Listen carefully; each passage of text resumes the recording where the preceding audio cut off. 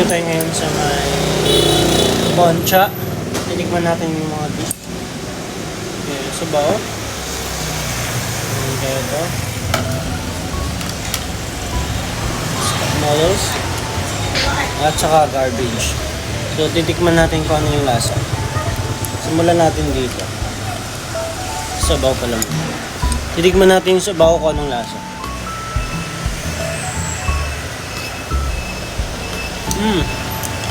Sarap. Ang sarap. Kaya din ng herbs. Spicy.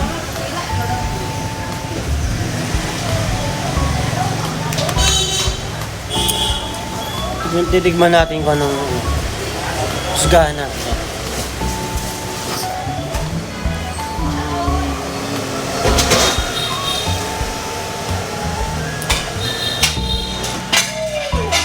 Sarap.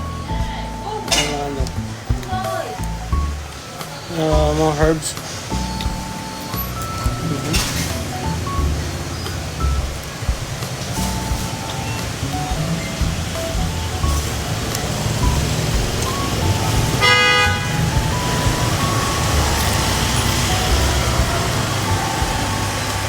Ano to? Pananim lang namin sa probinsya. Niyagawang pakain sa baboy. Ngayon, ano yung kumakain?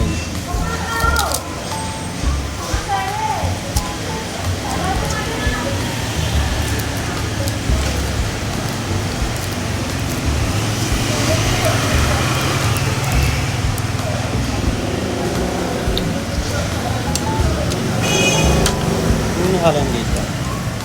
Ayan. Meron pa pala akong ito.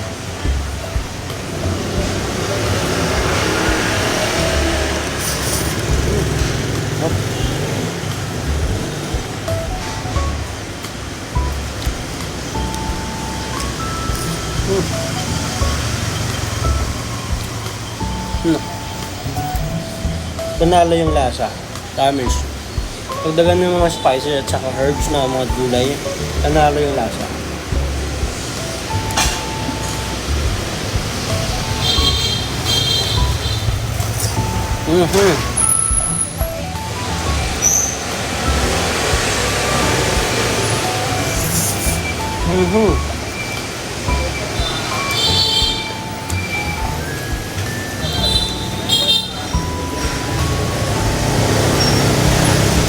Tikman naman natin itong pagkain. Ito yung loob niya. Meron siyang karne, tapos may mga pancit baby yun sa loob. Ano ata ito eh? Dubai Chow. Hindi ko alam. Parang Dubai Chow kasi may mga... Tikman natin.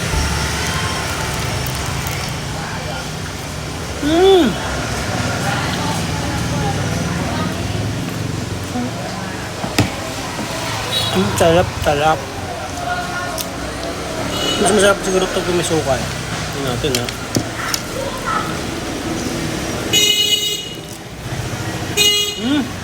Ito na ano.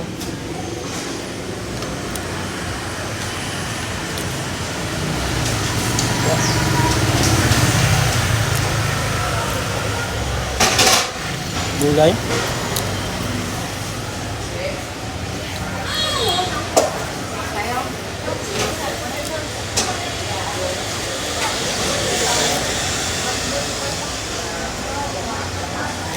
Pagkatapos ito, kambing na ako.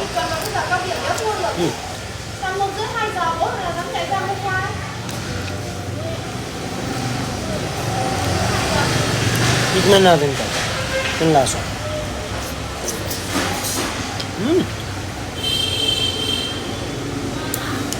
Sarap.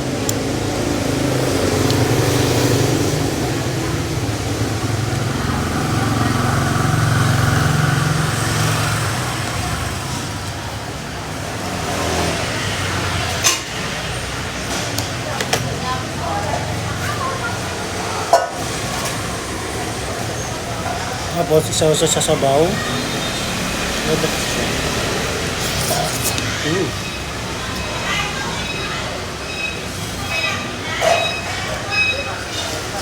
Ito yung walk up like this ko sa sa Vietnam. Kasi paglabas ko agad, mga pagkain agad yung bungad sa akin.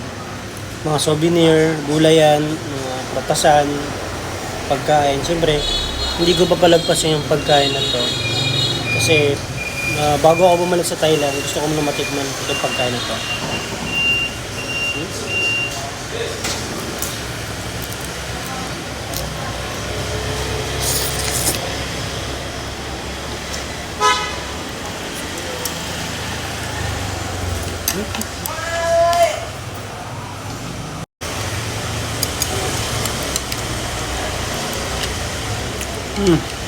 Kanya lang.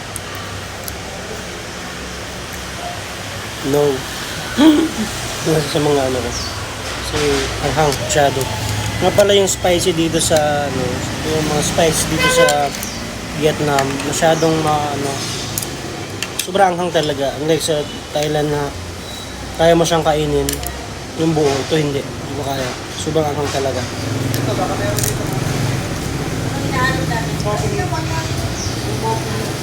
Mga Pilipino dito sa Thailand, sa Vietnam.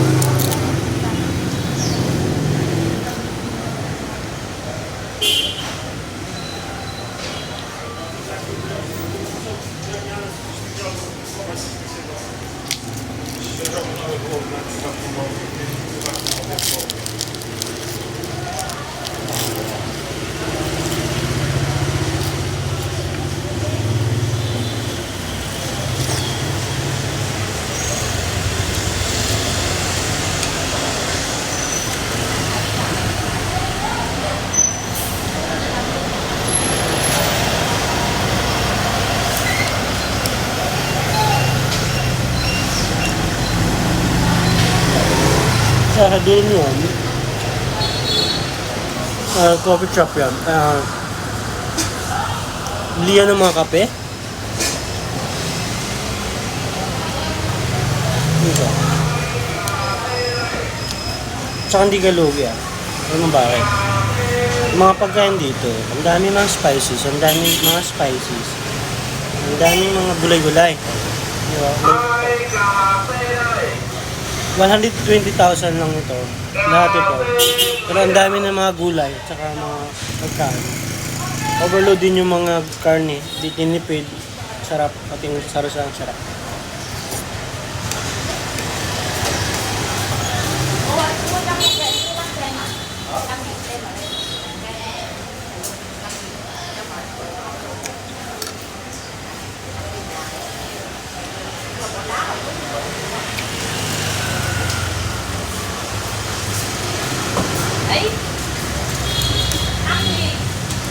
Reload ko na dito.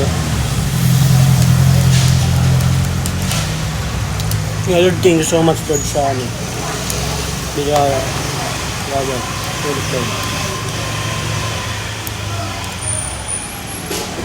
Kung babalik man ako dito, yes, babalik ako dito. Maganda ng lugar. Kain. Sarap. Kaya update ko kayo sa susunod namin na travel. Stay doon lang dyan, relax. Bye-bye!